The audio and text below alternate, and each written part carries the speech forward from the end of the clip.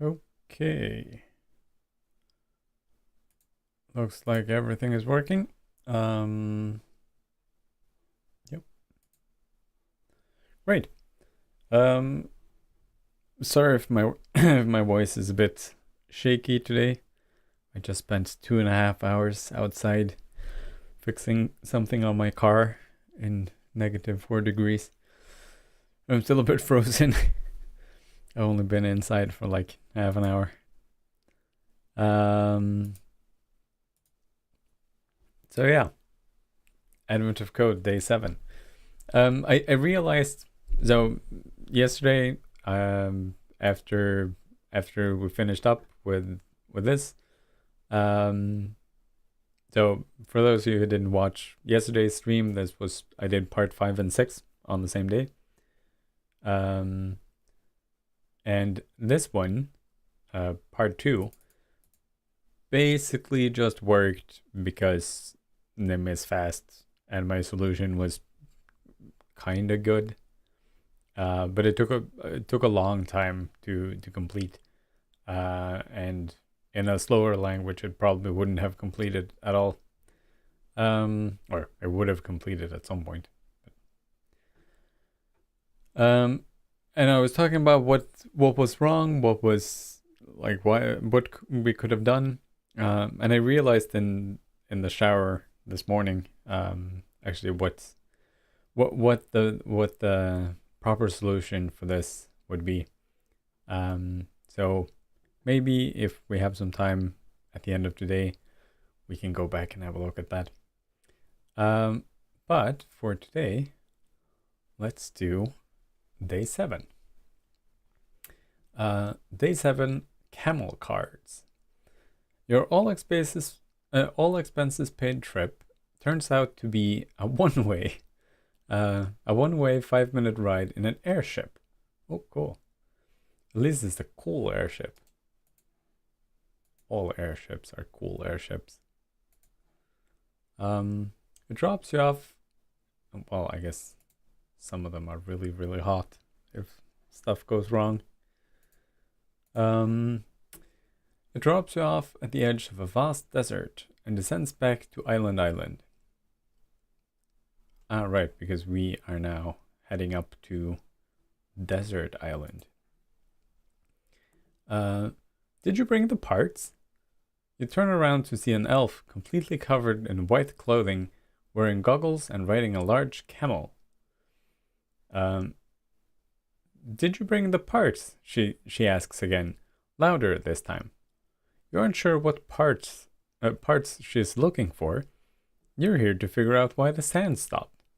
The parts! For the sand! Yes! Come with me, I will show you.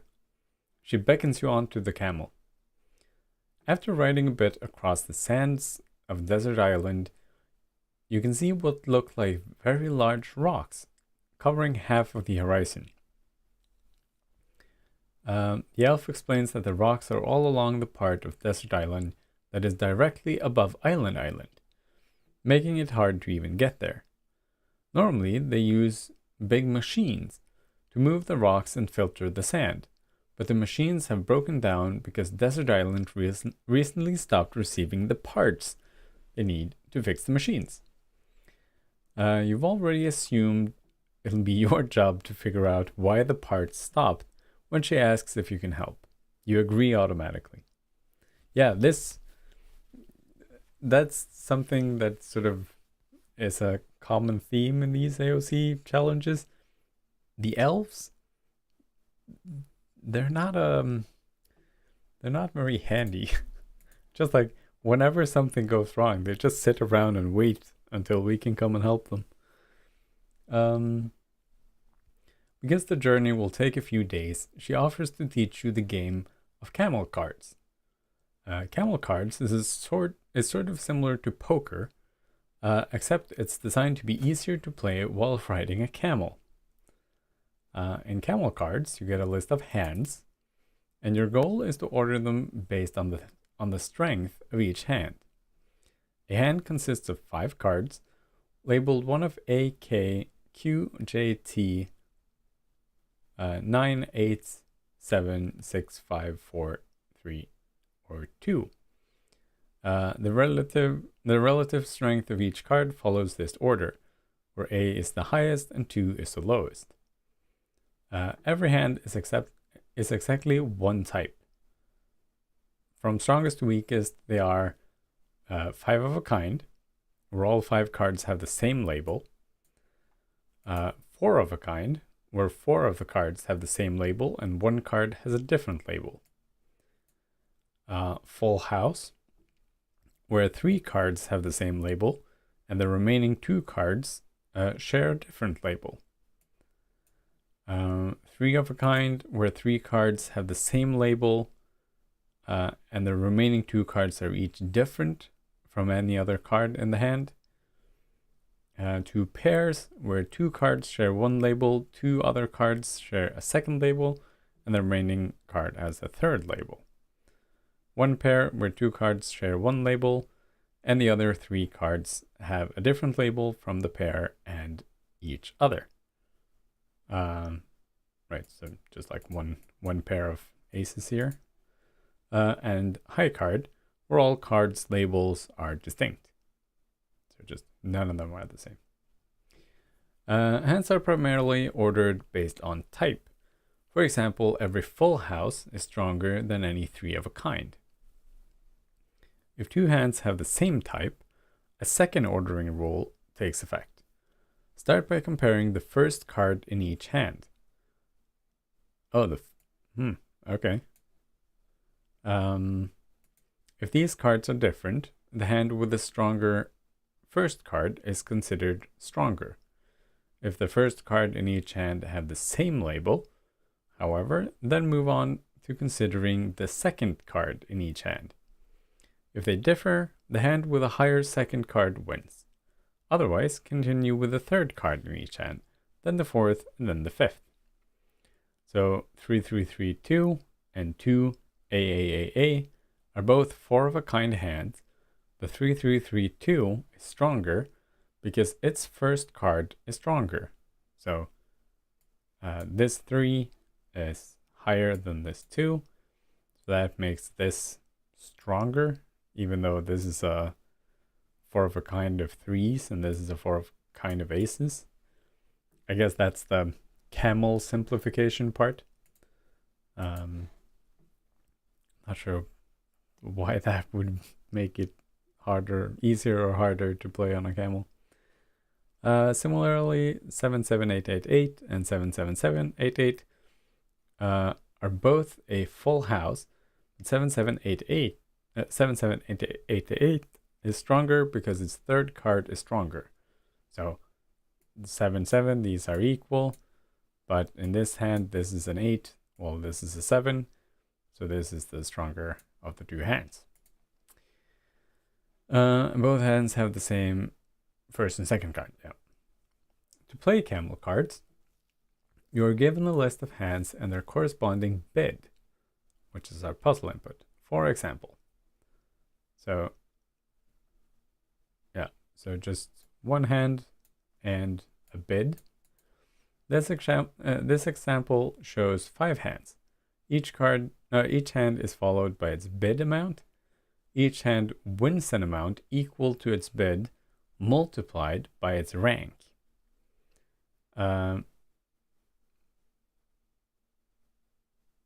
Okay. Oh, so we sort these based on rank, and then we do these timed by the order of the rank, right? Where the weakest hand gets rank 1, the second weakest hand gets rank 2, and so on up to the strongest hand. Because there are 5 hands in this example, the strongest hand will have rank 5, and its bid will be multiplied by 5. Oh, right. Because there are 5 hands in this example, the strongest hand will have rank 5. So it's the opposite of what I thought it would be. Yeah. I mean, the glug that I was drinking the other day was actually non-alcoholic, unlike glühwein. You can put wine or just spirits in general into glug, but they also make the like glug mix with just the spices. So the first step is to put the hands in order of strength. 3-2-T-3K is the only one pair, and the other hands are all stronger type, so it gets rank 1. Both of these are 2 pair. Their first card both have the same label, but the second card is stronger, so this one gets rank 2, and this one gets rank 3. Those are 3 of a kind.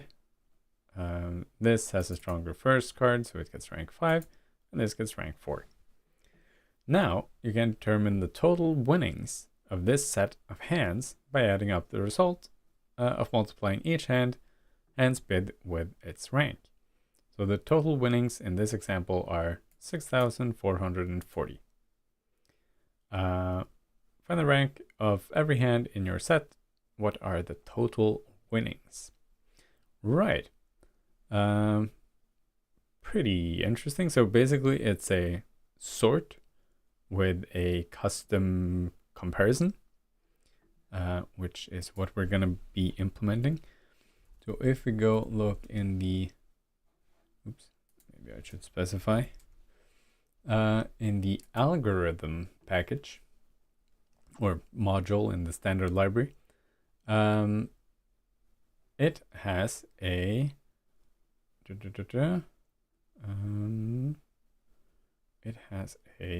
sort function, which basically takes, and a sorted function, which basically takes a mutable open array, so anything that can sort of act as an array, and it takes a comparator procedure and an order, and then it sorts this in place.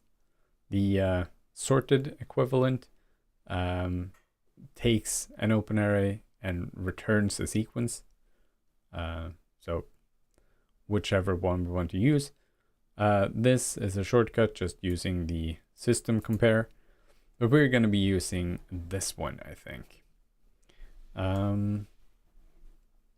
So let's grab this as our sample input.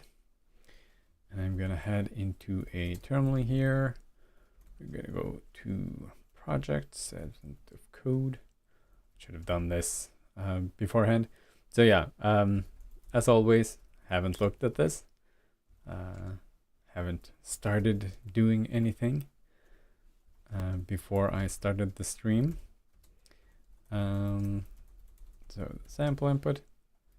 I'm wondering if I should add the sample inputs to GitHub. So for those of you who have had a look at the GitHub repository, you can see that I include part 1 and part 2 and the what I get as the input. But I think I should actually just be putting the sample input instead. I think that makes more sense.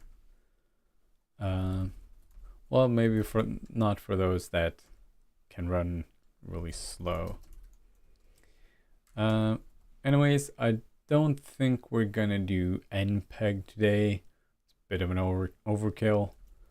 So we're just gonna grab string utils and the algorithm package or module, and then we need to sort of code these cards somehow.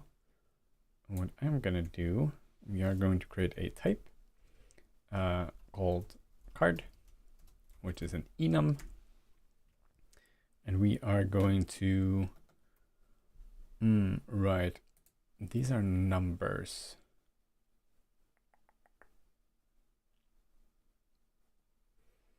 Right. So we're going to do this. So that ace is A. king sk. I'm just going to assume a typical standard European deck of cards here. Oops. Jack is J 10. I guess the T stands for. I guess they just want to have a single character for each of these. And then we're just going to name these 9, 8. So the reason I'm doing this will become apparent in a second. But basically we want to set up a type which codes the order of these. And the reason why I'm assigning them string literals is to be able to use parse enum, which will parse these into a given enum, and it's going to parse them based on this string value. And they're going to have numeral values. So this is going to be 0, 1, 2, 3, 4, 5, 6, 7, 8, 9, 10, 11, 12. Shouldn't there be 13 cards? Maybe I counted wrong. So yeah. We need to store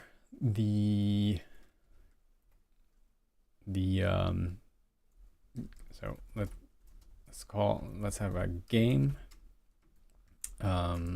with a hand, which is a sequence of cards, and we are going to have a bid, which is just an integer.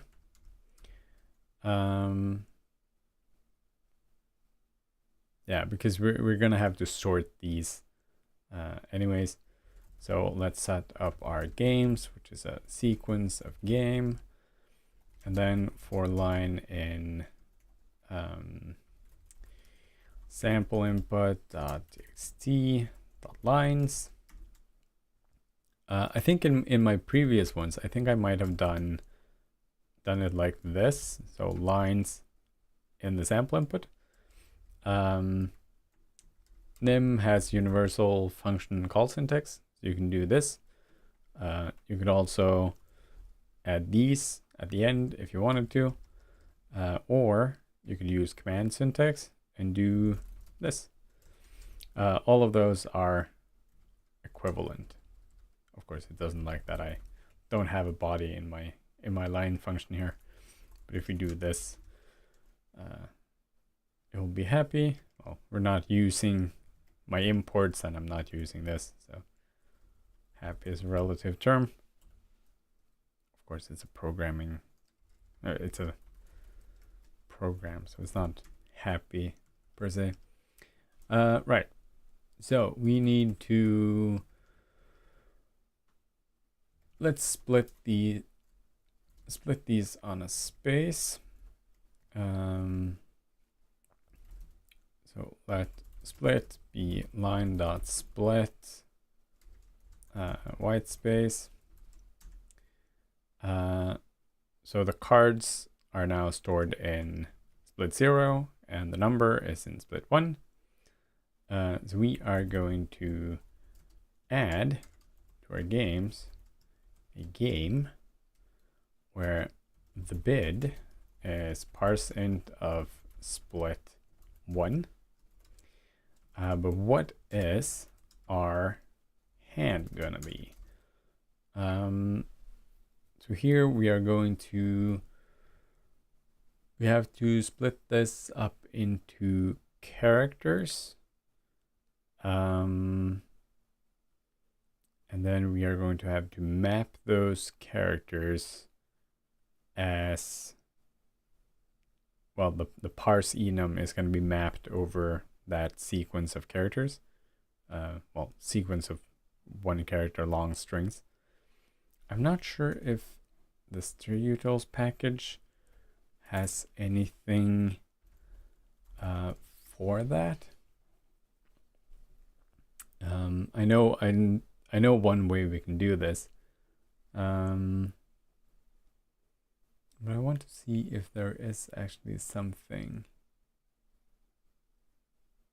I don't think there is.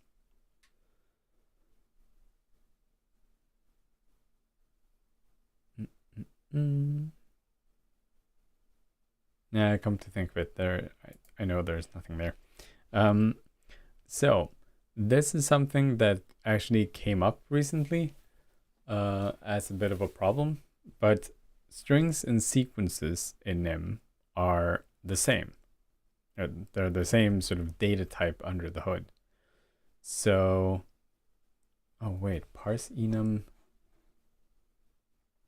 Yeah, parse enum takes a string. There's no character overload for this.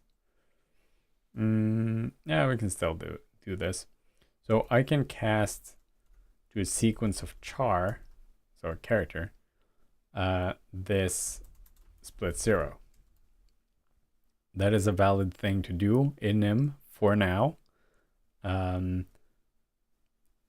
recently talked on the forum about creating a new representation for strings, which yeah.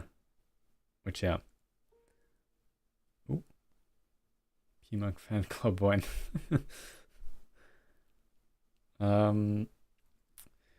Yeah, so I have been saying that maybe we should have like a canonical way of doing this that would just do the this cast, and then we could change the implementation of that under the hood, but that never got implemented. So here we are. We might have to refactor all code which does this soon, but for now this works. And then now we have a sequence of characters, and then we are going to run mapit. For that, we of course need the secutils package, which I didn't think we were going to need, but alas. So we're going to run it through a stringification, which is kind of silly. It's an expensive operation for what we're doing, but that is going to be, that string is going to be the input for parse enum of type card. Actually, since we need brackets around this, we can just pop it in here instead. So parse enum card of this iterator, or this iteration variable. And now we can echo out games at the end here. And we should hopefully see, oh, we have, well, again, function call syntax. This uses function call syntax. If we do command style syntax, we don't need an extra bracket here that doesn't really have any purpose. That's how I like doing it anyways. So yeah, here we can see now we have hands and their bids. And now we need to run our sort function from algorithms. Takes a variable open array. Sequences are of course compatible with open arrays, and ours is a variable, so you can pass games directly into this sort function, and then we just pass it a comparison procedure. So here we have echo games, and we can see this is the order that they're in the file. So if we look at the sample input, we have 765, 684, 28. So this is their original order. Now we can run sort. Actually, we can do games.sort. And here we write a procedure which has an X and a Y. We could call these whatever we want on a game. And they return an integer. And the rule here is that this integer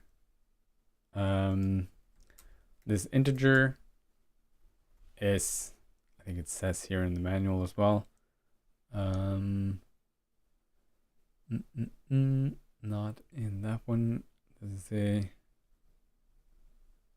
Really? I'm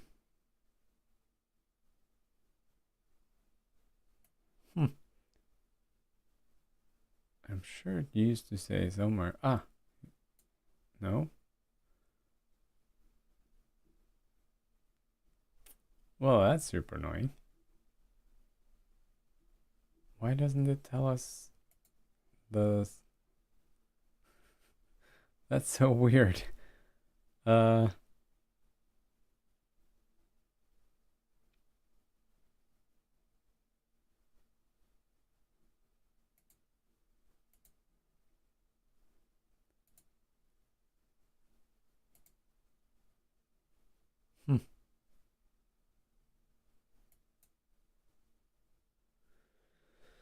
Oh well, I guess we'll figure it out. But yeah, one interesting thing to note is that this sort is a func, while this sort is a proc. So this is well, this could be a func as well, but this one is a procedure because it's, oh no, wait, this could also be a func. Okay, not sure why this is the only one which is a func. Func-enim is basically just a shortcut for proc with a pragma of no side effects. It just means that this procedure can't use global variables. It can't change global variables. It can't do certain things.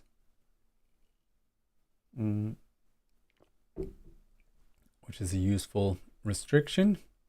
But yeah, so we're supposed to return I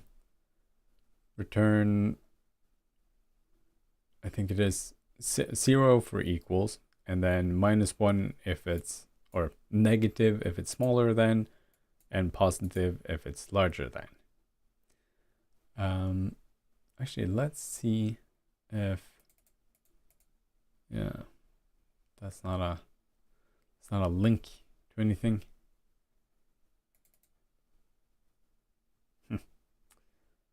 Strange that that isn't part of the documentation. So yeah, now we need to just write the rule for how to match two games against each other. So we basically need to score them based on these rules, and then if they're the same rule, then we need to do the sort of tie break rules here. Yeah, normal compare like behavior, -0 positive for smaller than, equals or larger than. Yeah, I would assume so, but that's because I know, like, I've implemented this kind of stuff before in other languages as well. It's a pretty common standard, but it's just weird that it doesn't say in the documentation. So we need to figure out the sort of score of a game. So let's actually write another procedure to get the type of a game. And that, let's just return an integer. Like, this is type 0, type 1. Well, actually, let's not be that lazy. Let's create an enum out of it. So type is an enum. The type here is 5 of a kind, 4 of a kind,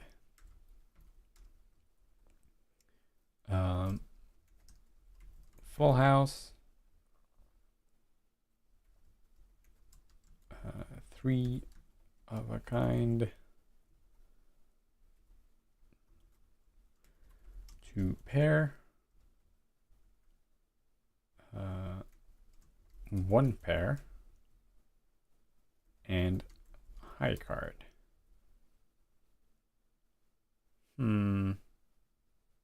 Okay, high card where all cards labels are distinct. Yeah, so it's just one case for all the high cards. Right? So get type just returns a type. So now we can go so how do we want to check if a game has 5 equal, what would be the sort of niftiest way? The doc for compare is in the system. Yeah, I thought that might be the case. So yeah, if you like, there's no, that's why I was looking for links to this compare. Like if this had been a link, we could have clicked it and gone through to the documentation in the systems module, but you actually have to go to the system module and find it there yourself. And this says basically what we were assuming about the compare function. A bit annoying. Could have been a link there or something like that. So yeah, we need to check if a game has all 5 equals, all 4 equals. This full house one is a bit tricky. So my initial idea was to turn them into sets and then look at the cardinality of them. So if the cardinality of a 5 of a kind will be 1 because they're all the same.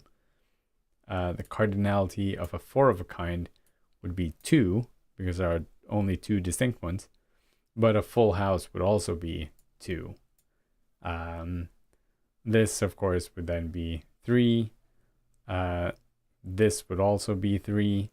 So that doesn't work. I guess we could do the... No, we don't want to do the silly thing. I was thinking we could do like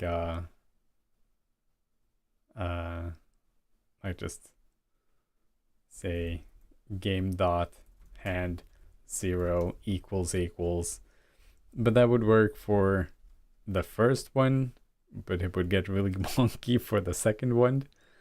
So what we are gonna do, we're actually gonna say, so we have the sequence of cards. So we are going to create a variable here called cards, which is going to be an array indexed by card to an integer. So this is something you can do in Nim. Arrays are statically sized. So typically you would write like an array of 5 integers, but you can say an array of card integers, and it will be then the size of card, and you can use the card to index into this array. So then we do for card in, card is the cardinality. For card in game.hand, cards at the position card plus equals 1, or we could do increase, but plus equals 1. So now we have all of our cards in the card array.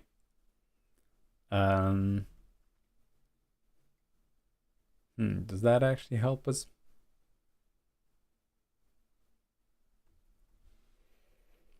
So we could then go through the card array, check if one of them is 5, or if one of them is 4. or if one of them is 3 and another is 2.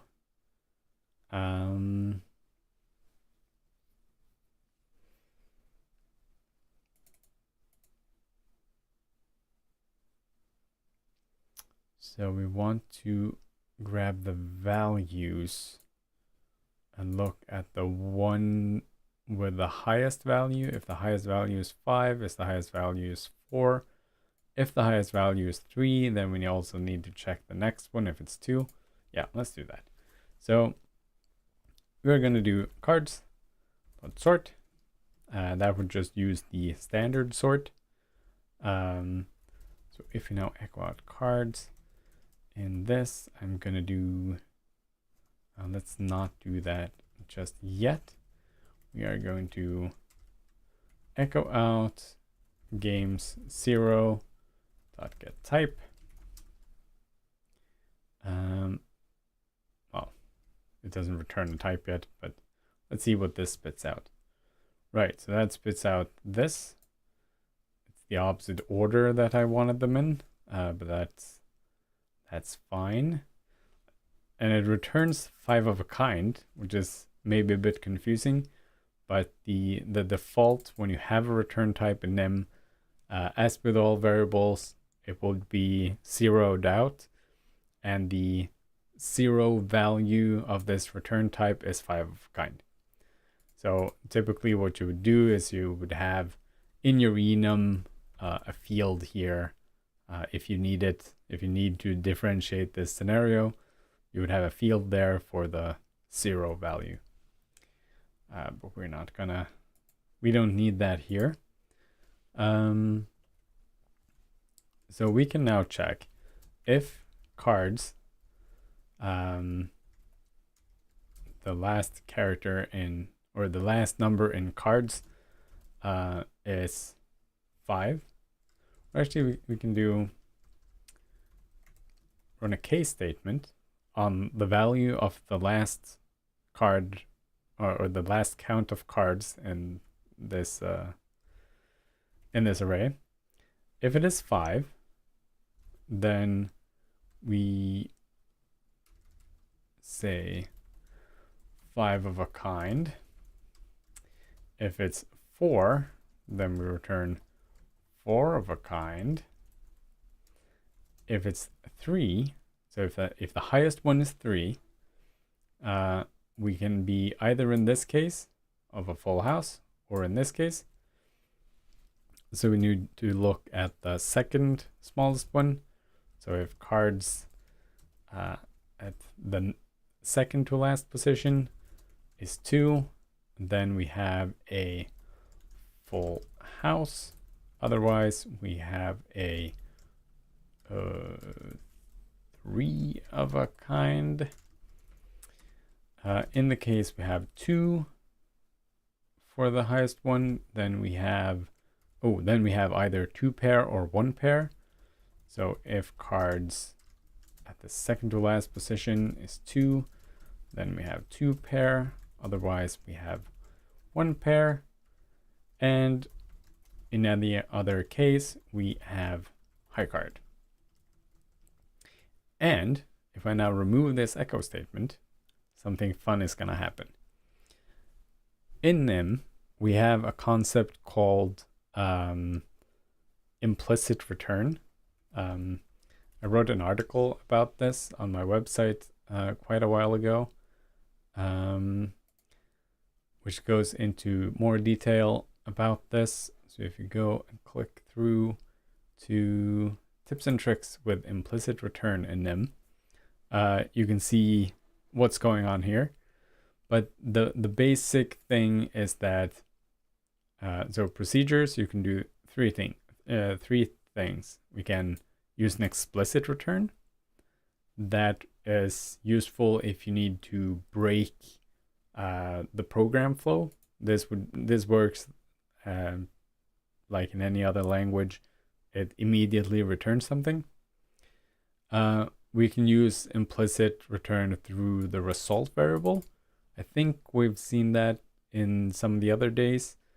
But basically, when you have a return type, your procedure will have a variable created for it called result, which will have this type. And this is useful if you're building something as you go along. So for example, if this was a sequence of something, we could use result.add. So the empty sequence is the default. So we could sort of build our result. Same for an object. We could build the object by assigning to separate fields of the result, without having to build that in a variable. And then at the end of our function, or at all the possible ends of our function, we would have to remember to return it. And then the last thing, which is what we're using here, is just implicit last statement. So the last statement in nim, in a procedure in nim, is going to be returned. So this one, typically this would be an error, because you have a string and you're not using it. So you have to write discard in front of it. Fun fact, that's actually how you used to do comments in nim way back in time. You would write discard and then a string literal. Luckily, we now have proper comments support. But yeah, so this would get implicitly returned. And that is actually how you do ternaries in nim.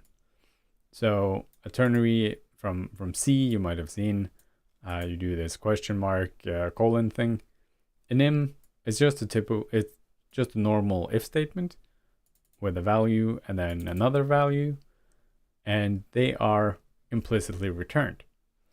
You can have elif and else cases, but all cases need to be covered. You can't just have an if. You need an else as well. And it works for cases.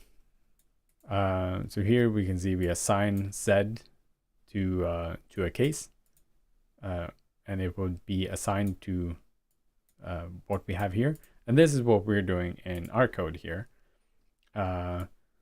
So this case is the last statement of the procedure. So it will get the value of this case statement will get returned. Here, it implicitly returns 5 of a kind through this case, 4 of a kind and high card.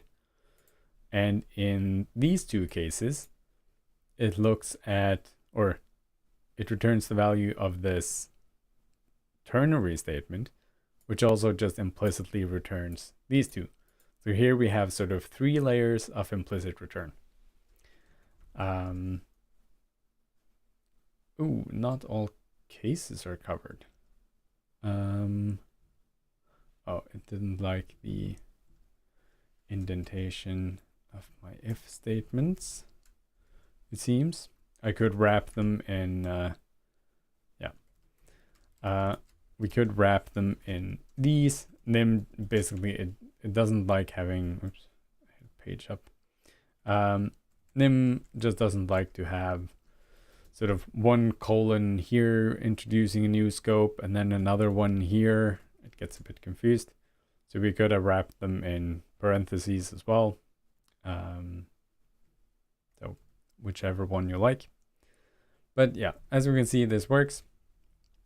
And if we now run this, we will see that this hand, which is the one we're evaluating, is one pair, because it has a 3 and it has another 3. That's great. If we do just a quick for game in games,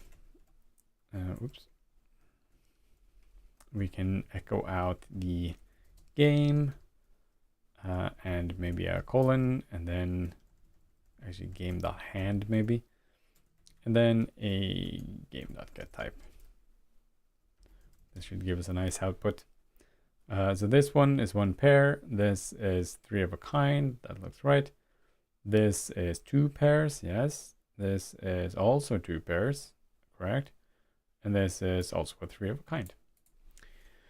So our get type seems to work.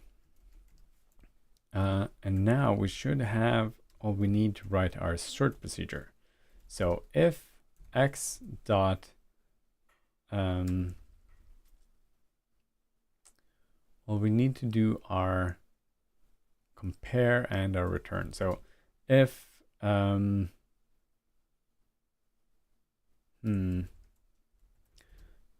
let's do a case of x dot get type minus y dot get type. Let's turn these into ordinal values. We could write a comparator for them, but I didn't want to run the get type. I don't want to store it in a variable. So I'm being a bit lazy here and doing this. So if these are 0, they are the same. If it's smaller than 0, I think we can do this. Let me try this.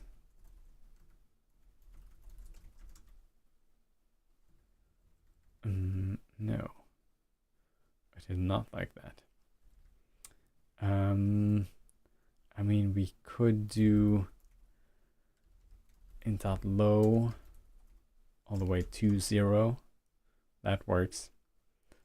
It's a bit of a hack. Shouldn't the result of compare be true for both negative and positive? Wait, what? Shouldn't the result of compare be true for both negative and positive be true? So you could return in this case and only continue if same. All right, yeah. I guess that is true. We just need to get the order of operations in our minus correct here. Yeah, okay, let's do this. So let xt equals x dot get type, yt is y dot get type. If xt is not equal yt, return, well, actually, do xt dot ord minus yt dot ord. Is that the correct order? So this compare should be, if the value is less than 0, then x is smaller than y. And we want the small ones to be the best ones. I guess it only really matters in the order that it would sort them, but to make it correct, that should be the case. So if x is a lower type than y, then it's actually, like, if it's a lower value, then it's actually a higher score. So for our case, we need to do this. So now if this is a 0, a 5 of a kind, and this is a 1 pair, for example, that would be a 5 minus a 0. That means that yeah, it's greater than 0, so x is greater than y, which is what we want. If they're not different, so if they are the same, then we need to figure out the tie break. So the tie break situation here was just the whichever one wins in like a first card, best card scenario. So we can do for I in 0.4 for all the cards. Well, actually, we can do a for no, let's get the index. For index in 0.5 4, if x dot hand I is, and again we need to keep our order of our enum, so if this is smaller, that means that it's a better card. So if it's smaller than y.hand I, that means we have broken the tie and x is better. So we can return 1. Else, if x.hand I is larger than y.hand I, that means we have broken the tie in the opposite direction, which is a -1. Otherwise, it just continues the loop, and assuming that they will eventually tie, it returns a 1 or a -1. Otherwise, it will return a 0. Of course, we are using the implicit return here again. I could just throw a 0 at the end there. That would then be the value that this else statement returns, which this statement sort of so this if statement sees that this returns something, so this branch also need to return something. But that lone 0 just looks a bit strange. So we're actually gonna go and add a return statement there. And that should be our sorting done. So now, oh yeah, we're actually calling games.sort up there.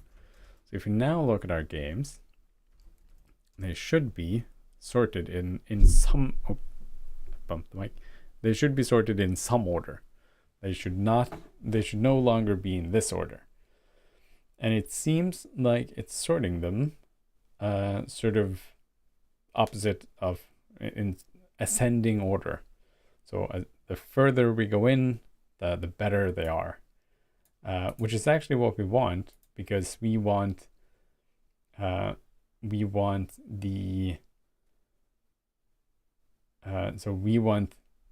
these two are both 3 of a kind.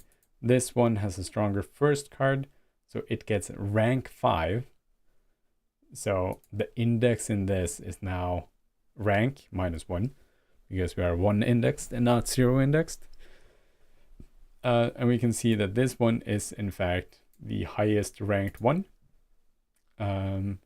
This should be the second highest ranked one, and it is the 3 5s. And then this one, 2 kings, 2 7s.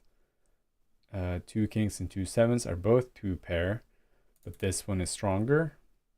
And then 2 10s and 2 jacks is this one. And then we have this one. Perfect. Exactly what we wanted. So now we just need to score everything up. So for game in games, sum plus equals, and let's grab the index there as well. So index plus 1, remember, because we are 0 indexed, but their rank is 1 indexed, times the game's, what did we call this? We called this the bid. And then we can echo out the sum at the end. So this is the scoring function that we were given, the bid timed by the rank. The total winnings in this example are 6,440, which is the same number that we got. So we can now go ahead and grab our puzzle input into day 7, of course. Throw on a nice name or postfix on that. And let's just for fun inspect this file, see what it looks like. Yeah, so it's basically exactly the same thing, just 1,000 instead of 4. So the number would of course be way higher, because now we have a sum, or the last one is going to be timed by 1,000, the last bid. If we go up here, we can now remove that, grab or have the input.txt like that. And we can now run this through and we have our score, hopefully. Submit. That's the right answer. 1 gold star closer to restoring snow operations. Let's continue to part 2. Yay! See, no comments on YouTube yet. Twitch is really where it's at on the comments. Oh, I see someone have posted in the Boston missing the stream today because he has to give someone training. No worries. You can catch up in the VOD. Please don't make a fan club.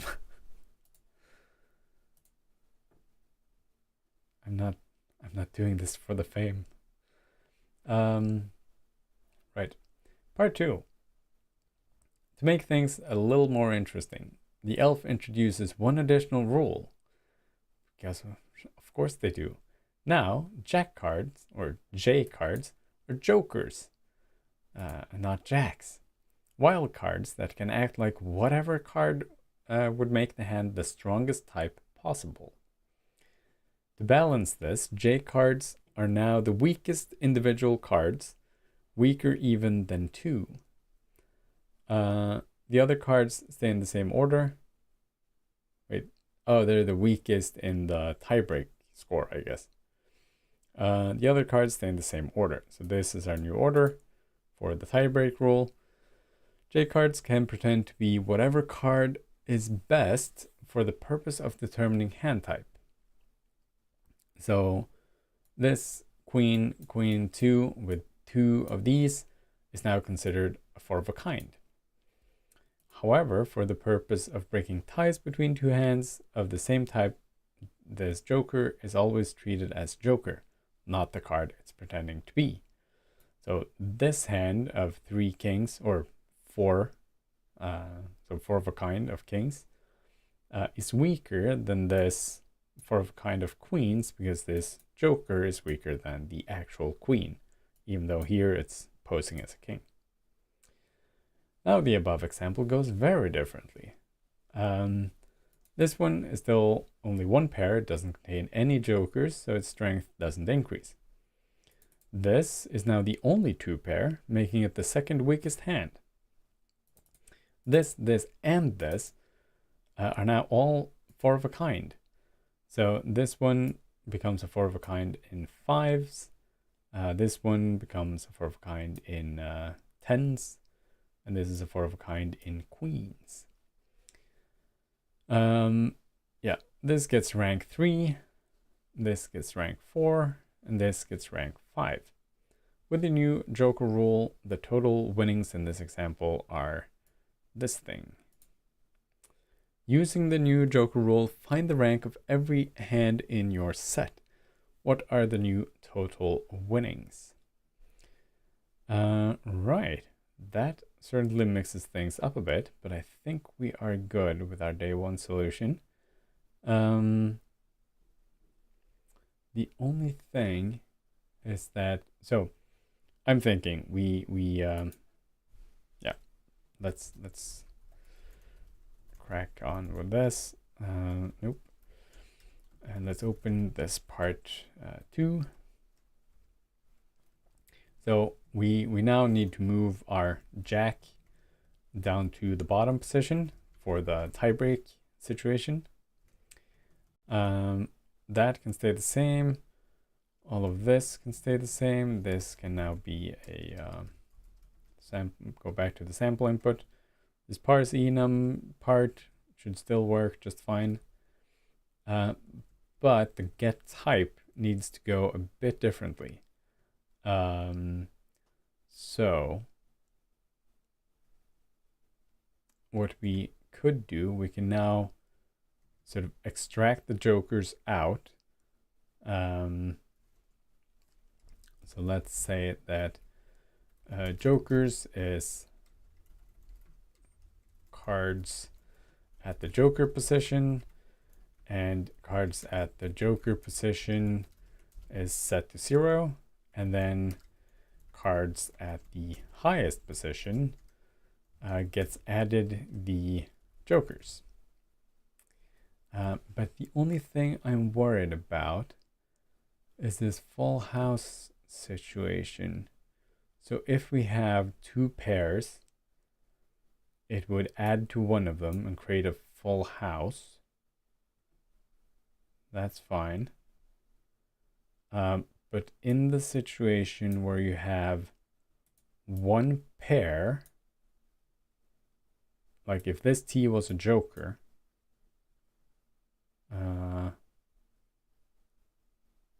yeah, no, that would be right. If this T was a joker, 3 of a kind would be better than the 2 pair that it could otherwise create. If we had 2 jokers, then it would always be better to put them in here and create a 4 of a kind. So this should work out. And again, if all 3 of them, then we get a 5 of a kind instead. If we had 3 jokers, yeah, no, it should all work out just fine. So this is our joker rule handling, which should work. Of course, all of this stays the same, all of this stays the same, because we moved the joker down to the last position. That fixes the tie break, and this fixes the joker issue, or the joker acting as joker. So if we run this as part 2, 5905, which is the score that we expected out of that. Now we can run this on our sample input. There we have a different result now than what we had earlier. Pop that in there, submit, and that's the right answer. You're 1 gold star closer to restoring snow operations. Don't you just love it when a plan comes together? For those of you youngins out there, you should go see, well, I guess you could see the A-Team movie, which is a bit more palatable to a modern audience. But go watch the original A-Team's TV show. Some fantastic, like, speed up cars for a car chase. Like, you just speed up the film whenever they have a car that is supposed to be driving fast, and it just looks like a Benny Hill thing. It looks so dumb. I notice in every single episode there's a car landing on its roof. It's a magical show. So yeah, that was quick. It was the architecture that we built, so to speak, the system that we created here was quite conducive to these changes. I mean, this tie break, just moving that down in the enum, I thought that was pretty elegant. And I mean, this one, bit of a sneaky thing here, but it works. So yeah, that's the benefit of making good systems. They're easy to mold into whatever you need. That's a thing you sort of run into a lot in computer science. You sit down, you think you know what you're supposed to be doing. You sit down, you create an architecture, you have a solution in mind. And then maybe the next day, maybe a week later, the PM comes walking by and says, can we get this new feature? can we, or the customer if you work directly with customers, or just yourself if it's your own project. Someone pulls the rug from out under you and says, could we do this in a slightly different way? And that is where that's how spaghetti is made. Basically just, oh well, it's not going to be pretty, but I'm just going to hack it in here. And then you change one small thing at a time. You're slowly boiling that frog, just to completely switch metaphors there. Boiling the spaghetti frog. Just slowly increasing the amount of spaghetti with each little hack, so that the frog doesn't know when all the water has turned to spaghetti. That's a terrible metaphor, but yeah. So the building systems with sort of good architectures is important if you want code that is easy to maintain and easy to rewrite. You might argue that this is a hack, but this get type, it does one thing. It returns a type. Takes a game, returns a type. Because we could have written it to take a sequence of cards instead, but that's pretty much the same. So this Joker rule, it lives nicely inside the get type. We didn't have to change any of the code around the get type, because comparing types is still the same logic. Just the calculation of a type got a bit bigger. Yeah, I think that's pretty nice. We have some A-team comments here. Jordan Papard is the only Hannibal I accept. Wait, is that the one? That's the one from the original, right? Yeah.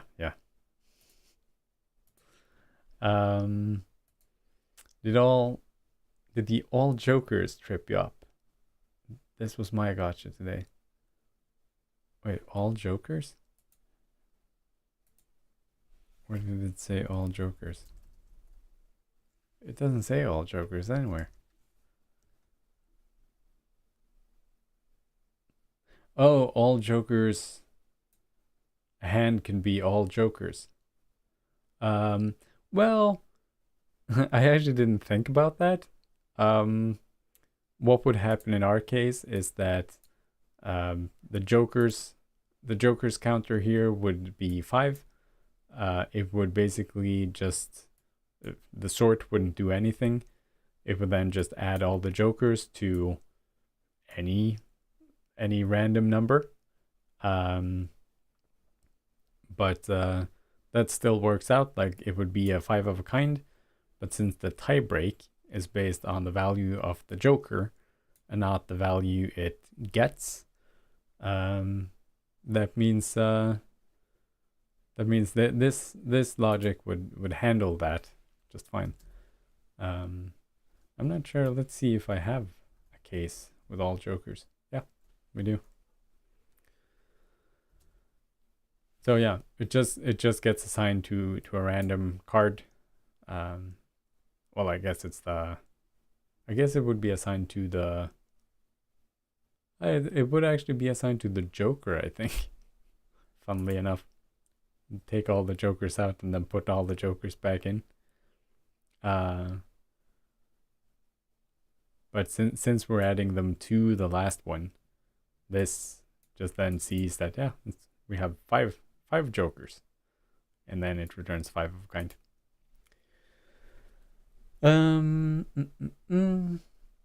Didn't have a nice model like Peter, so I accidentally added Jokers to the Jokers.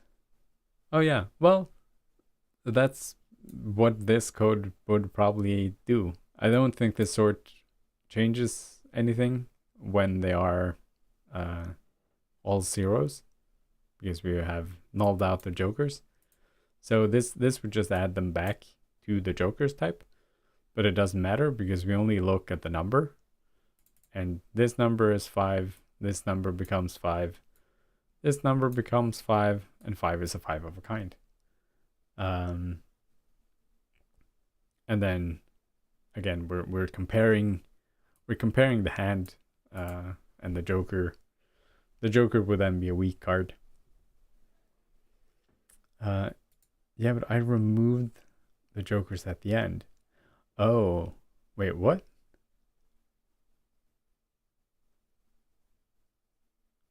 You removed the Jokers? But then the tiebreak wouldn't work. Because Jokers are supposed to play into the tiebreak. Yeah, the JavaScript today, as a bit of an older comment, was terrible, but you finished at least. Had a stupid gotcha on this part though. Oh yeah, the gotcha you said with the Jokers. Still not sure how you ended up in that situation. A bit hard to tell without your solution. Why did you do JavaScript? You could just have done this. Oops. Yes.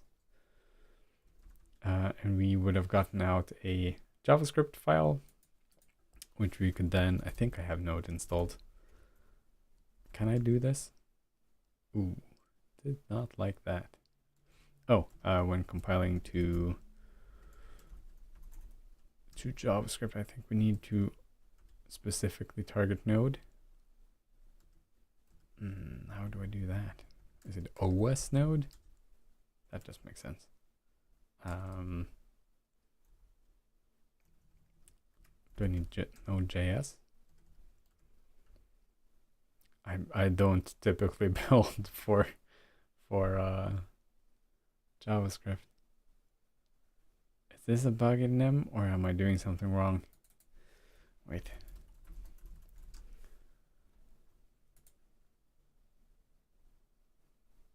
The JavaScript target. There's the Node.js. Wait, so that should have worked? Oh, interesting. I think I just discovered a bug in Nim. It isn't able to translate something, not quite sure what. Oh, file name.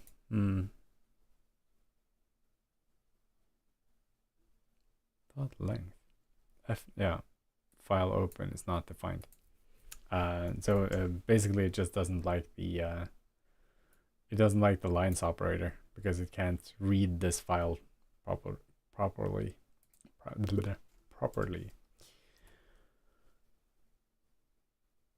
Could we do this in a funny way? Well, I guess we could do const input as read file. So that would read in the file at compile time and put it in the input constant. And then we could say input.split lines, I think. Yeah.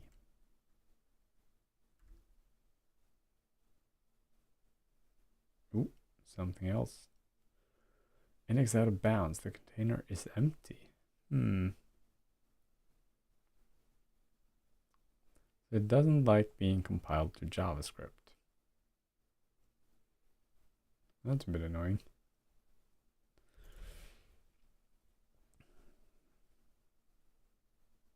Do we know why, though?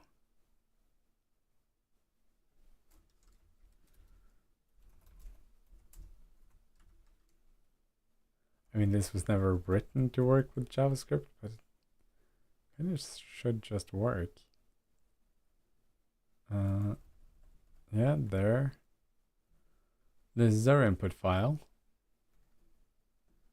So it is here inlined in the code. Where is the error? Unhandle exception. 749.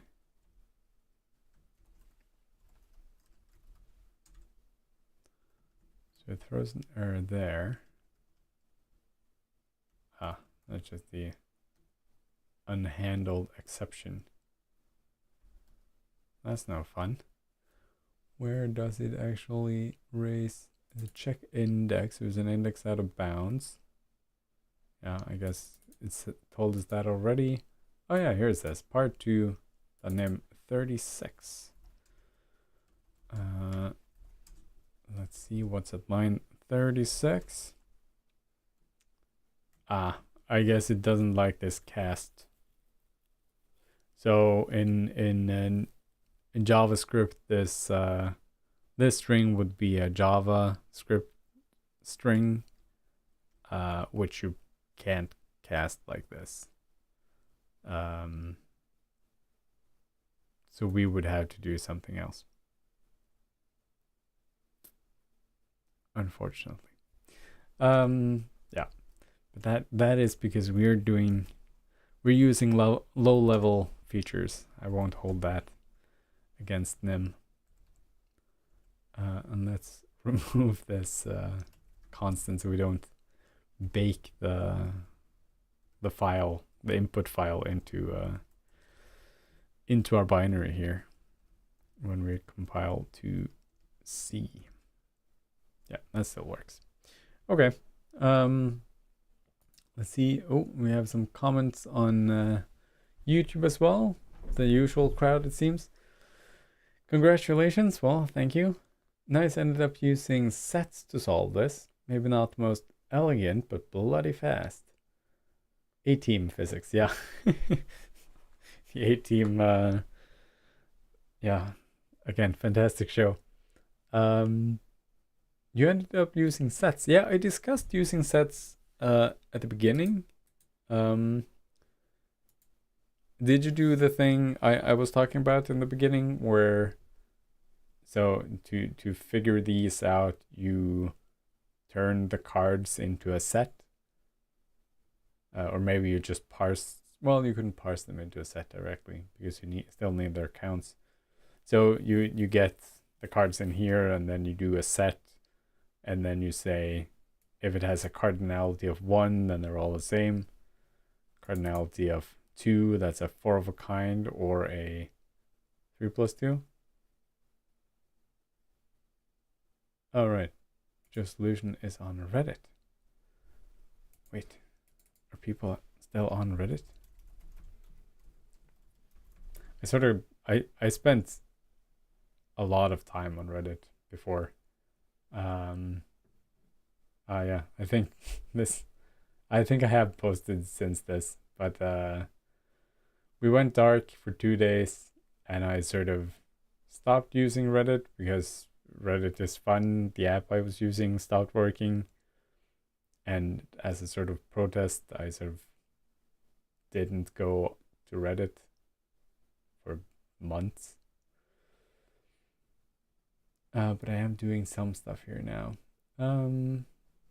Wait, where's the...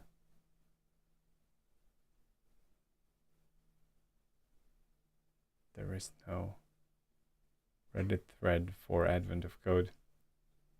Did you post it somewhere else? But you're right. Yes, basically that. So basically what I was saying with cardinality and all of that to begin with. Cool. Yeah, I thought about it, but I thought it would be confusing to do the like figure out the cardinality and the cases and all of that. So how did you solve the Joker problem when you had sets?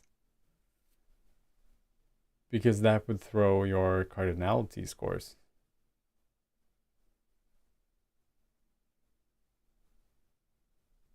I'm curious about that. It's already 11 p.m. here, so I'm not going to go into my solution, my improved solution for day 5 today. Maybe some other day. But now we can see here we have Desert Island showing up, which is interesting. It appears to be a desert. We're walking through the desert to get to this star right here. And I guess we're gonna go maybe one, maybe two more. Two more of these islands, and then we're probably gonna come back down again to do sort of fill in these holes on our way back down. Then we have like the last couple ones here on Snow Island, and this is probably day 25 where we create the snow and dump it off the end or something. It worked fine with jokers. What?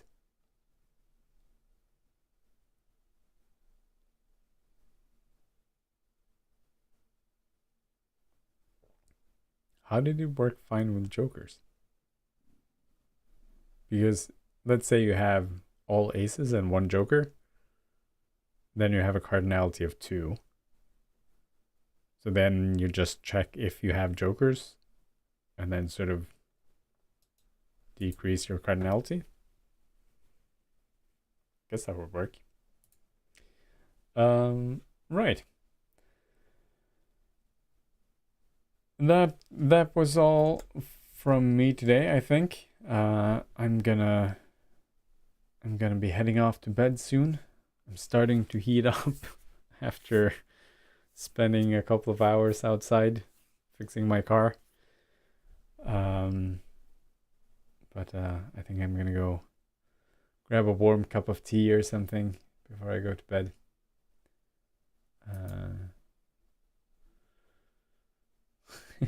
This year's theme is turtles all the way down with islands. Yeah, it feels a bit like that. Or we have this fairy tale in Norway, which is called oh wait, I need to switch my brain over to Norwegian for a second. I literally couldn't think of the name of that while speaking English. The seventh father of the house or something. Basically this Askeladden, the canonical like figure of fairy tales here in Norway, he comes to I probably shouldn't show this on stream. Can I get copyright claimed for a for an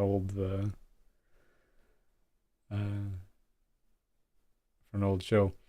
But yeah, so he comes to the house and he asks a question and says, "Oh, for that you have to go talk to my father."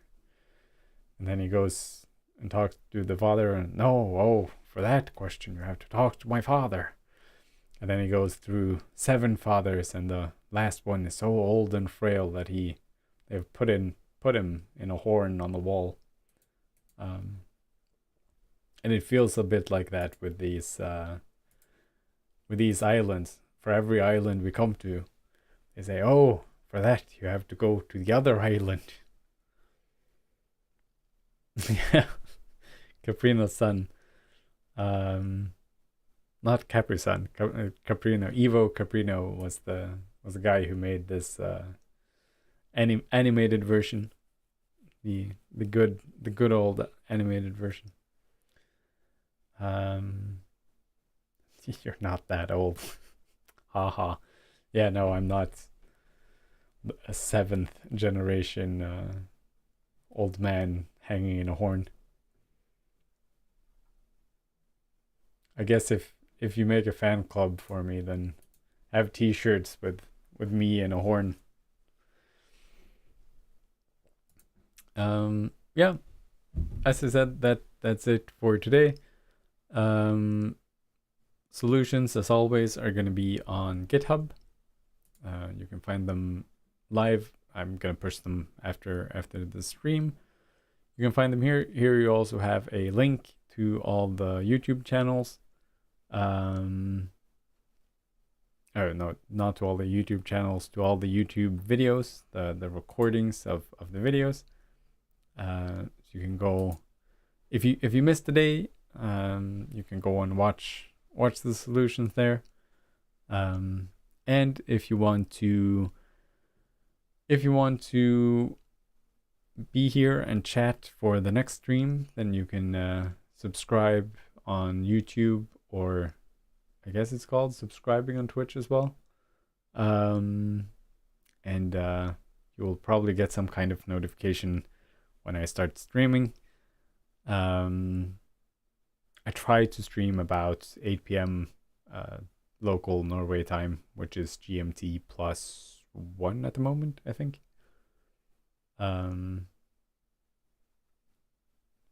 Yeah, he's been. Oh, Ivo Carpino has been going after Thunderfossen. I didn't know that. Your Python solution was so much slower than your slow NIM solution for day 5. The slow day 5 solution.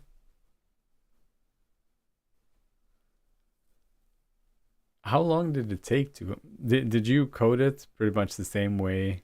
Yeah, for the seeds. Did you code it pretty much the same way that I did? Just in Python? How long did that take to run? I don't remember how long mine took. I just remember 5 hours. Jesus. And you didn't spend any of those hours just writing something smarter? I hope you had some kind of logging so that you sort of had an idea about where in the progress you were. That you didn't just like, well, it's going to complete at some point and just left it for 5 hours. 1.1 hours when you ran it in parallel, right?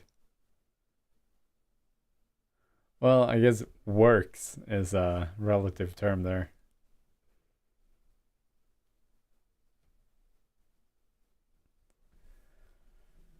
I wouldn't say it like if I wanted to plant my seeds right now. Oh, that sounded more dirty than I intended it to.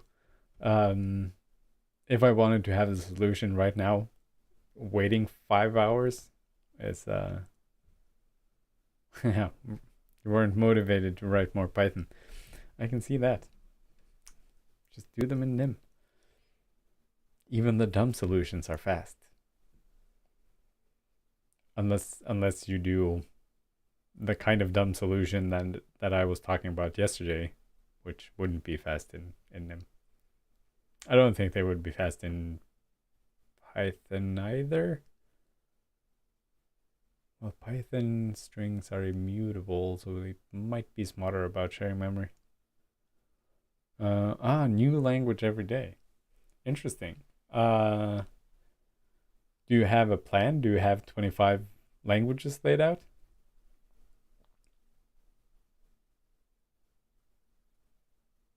TypeScript tomorrow. I've heard good things about TypeScript. Haven't really tried it myself. No, so you just pick one. You have a big spinning wheel with all the languages. Oh, that's interesting. Do you pick languages you know? Or do you teach yourself the language to do the thing? I guess some languages would take a while just to like install. You should try Closure. One of my favorites. Or it's so sad. This little language called Pixie.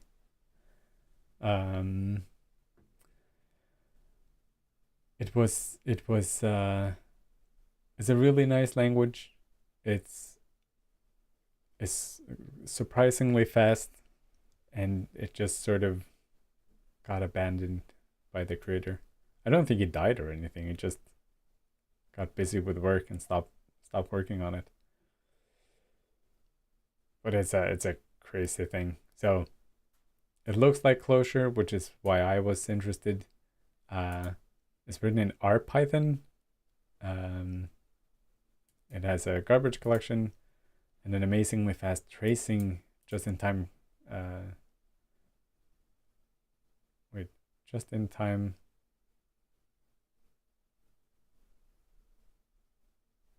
What's the T in JIT for? Oh, it's for time, just in time.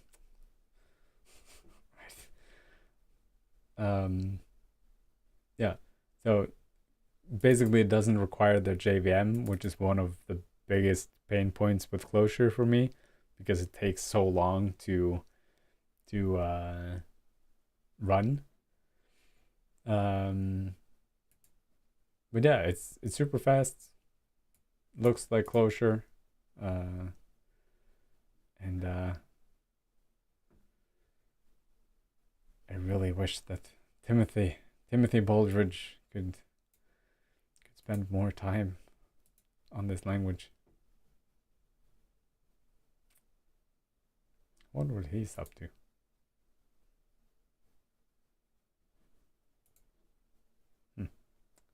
Deleted his Twitter account. Probably for the better. I guess we can check his GitHub. I shouldn't be doing this. I should be going to bed. I has it under another name. So yeah, 6 years since the last commit. But it's a nice language.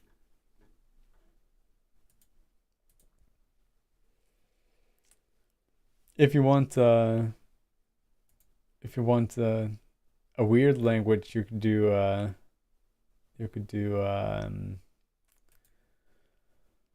my stack-based language thing. You would probably need to pre-process the inputs, but it should be doable. Actually, maybe you wouldn't need, well, depending on the day. Today would be hard to solve because it doesn't have string functions. I guess you could convert all the cards to a number value, then maybe you could do it. But yeah. Anyways, as I said, that's it for today. Some YouTube comments. Have you tried Racket? A very close scheme derivative and very elegant. The best language is Rockstar. It's simply crazy. Racket, I think that's not the Racket I was looking for. I have looked at Racket at some point. Yeah. It looks like the syntax is like Closure-y. I don't think I've actually ever tried it, unfortunately. But it is interesting. And Rockstar.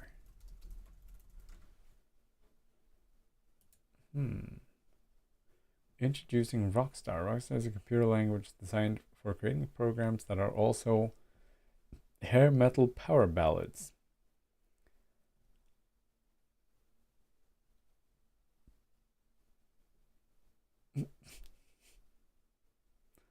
Okay. Interesting. You have what's it called? Dreambird? Yeah. This if you want to have some fun, go read this Dreambird. Oh, it's been renamed. It's basically a super, like, he's gone in and just, or they, I don't think they identify as male. They have gone in and created just a lot of wild rules for a programming language. And it's a lot of fun to read through. Unfortunately, I don't think anyone has implemented Dreambird. Uh,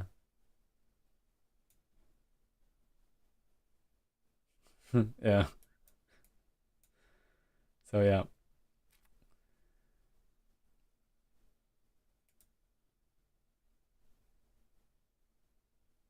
Right.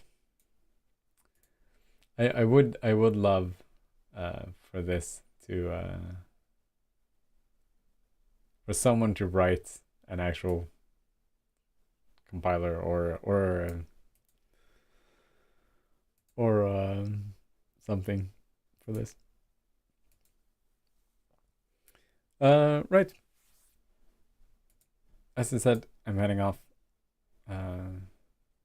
See you guys tomorrow, hopefully, for the Desert Island Part 2. Hopefully it will be as nice and easy as today. But that's it for me for today. So we'll see you guys tomorrow, hopefully. Have a good night.